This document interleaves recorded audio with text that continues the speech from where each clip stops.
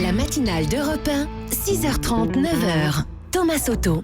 Le débrief de la matinale, les temps forts de ce que vous avez entendu ce matin sur Europe 1. Les comptes du groupe propriétaire de la marque William Saurin auraient été truqués. Écoutez la réaction de ce salarié. Il répondait à Lionel Gougeot tout à l'heure. C'était dans le journal de 7h30. C'est un choc quand même, parce que liquidation judiciaire, ça veut dire beaucoup de choses. Déjà, les salaires, est-ce qu'on va toucher notre salaire? Est-ce qu'on devait toucher notre 13e mois, on l'a toujours pas eu, donc est-ce qu'on va le toucher? On ne sait pas. Des comptes truqués, ça vous scandalise? Ah oui, carrément, des comptes truqués, surtout Madame Pifot, qui était une des plus riches fortunes de France. En arriver là, c'est quand même grave, parce que là, on joue avec l'emploi des 3200 personnes. En plus, moi, j'ai mon fils qui travaille ici, donc du jour au lendemain, tout peut s'écrouler là.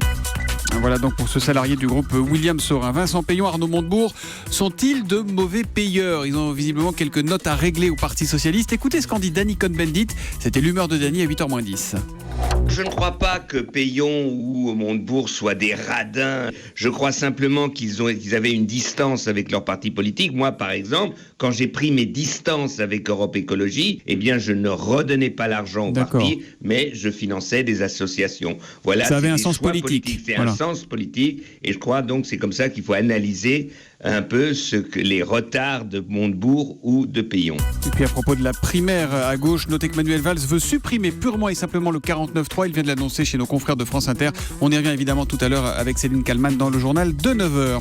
France 2 diffuse ce soir à 20h55 un documentaire sur Vladimir Poutine avec une archive vraiment étonnante. C'est lorsqu'il retrouve son institutrice. On est en 1999. C'était à 6h45 dans le kiosque avec Eva Rock. Il m'a demandé si c'était vrai qu'il marchait comme un pingouin. Je lui ai répondu, mais c'est même pire. Tu marches comme un voyou. Regarde comment marchent les autres présidents. Regarde leur démarche. Mets-toi devant une glace chez toi et apprends.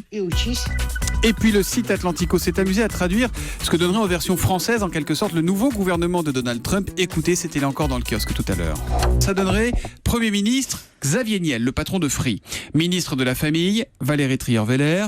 Ministre de la Communication, Gérard Depardieu, ministre des Affaires étrangères Robert Ménard, porte-parole du gouvernement Éric Zemmour et ministre de l'économie Patrick Drahi, le patron du groupe Altis SFR. Voilà donc pour le débrief de la matinale.